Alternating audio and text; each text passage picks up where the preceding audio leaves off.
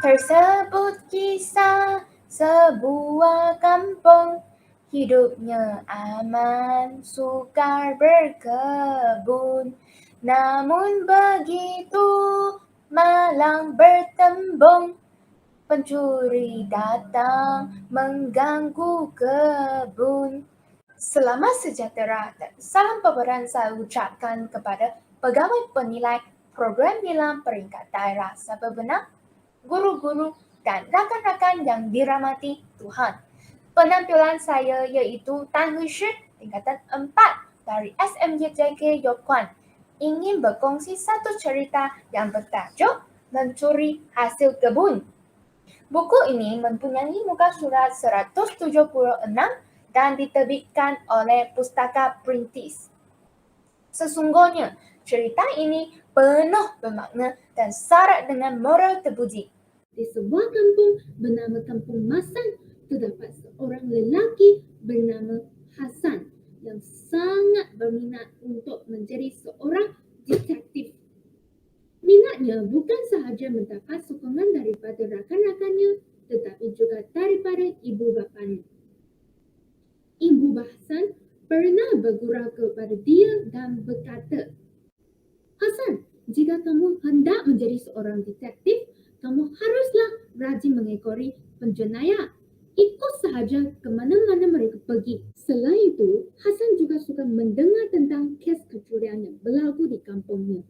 Bapa Hasan berkata, kampung mereka sering berlaku kes kecurian hasil tanaman dan buah-buahan. Hal ini telah menarik minat Hasan untuk membuat siasatan. Di sekolah, Hasan mengenali 3 orang budak lelaki, iaitu Odi, Huat dan Anthony. Mereka dikategorikan sebagai murid bermasalah walaupun berasal daripada keluarga yang berwang. Sikap mereka amat dicurigai oleh Hasan, tetapi Hasan tiada bukti untuk menyatakan bahawa mereka terlibat dalam kes kecurian di kampung Hasan. Pada suatu hari, Hasan bertemu dengan seorang pemilik kebun, iaitu Baba Leong.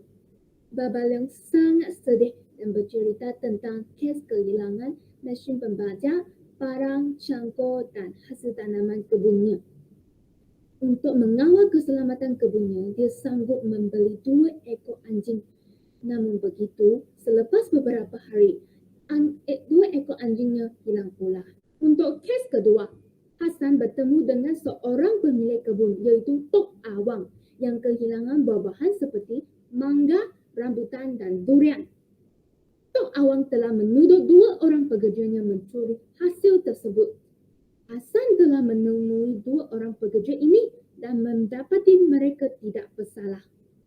Hal ini telah menarik minat Hasan untuk membuat siasatan lanjut. Sepandai-pandai tupai melompat, akhirnya jatuh ke tanah juga. Hai kawan-kawan, apakah tindakan yang diambil oleh Hasan seterusnya?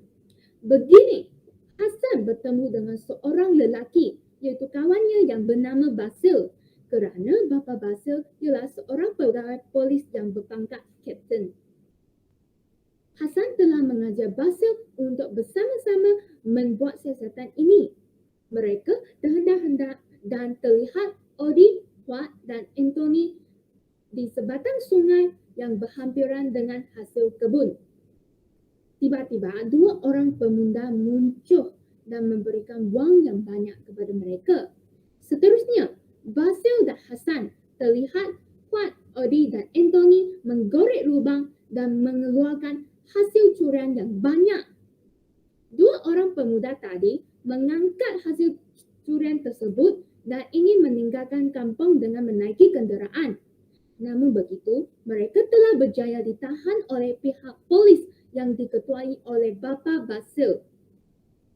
Hasan telah mendapat pujian daripada pihak polis kerana membantu penduduk kampung untuk menyelesaikan masalah kecurian yang berlaku di kampungnya. Tahniah Detektif Hasan. Sesungguhnya terdapat beberapa pengajaran di dalam cerita ini. Antaranya ialah kita haruslah memiliki semangat yang tinggi untuk melakukan sesuatu supaya dapat mencapai kejayaan. Selain itu, kita haruslah bekerjasama untuk melakukan sesuatu supaya pekerjaan yang susah menjadi lebih senang. Akhirnya, marilah kita menanam minat untuk menjadi seorang ahli keselamatan negara supaya keselamatan negara terus terjamin. Sebelum saya mengundurkan diri, ingatlah satu nasihat daripada seorang pemimpin yang bernama Abraham Lincoln yang mengatakan bahawa jangan tanya apakah yang negara beri kepada kita. Sebaliknya, tanyalah diri sendiri apakah sumbangan kita kepada negara. Sekian, terima kasih.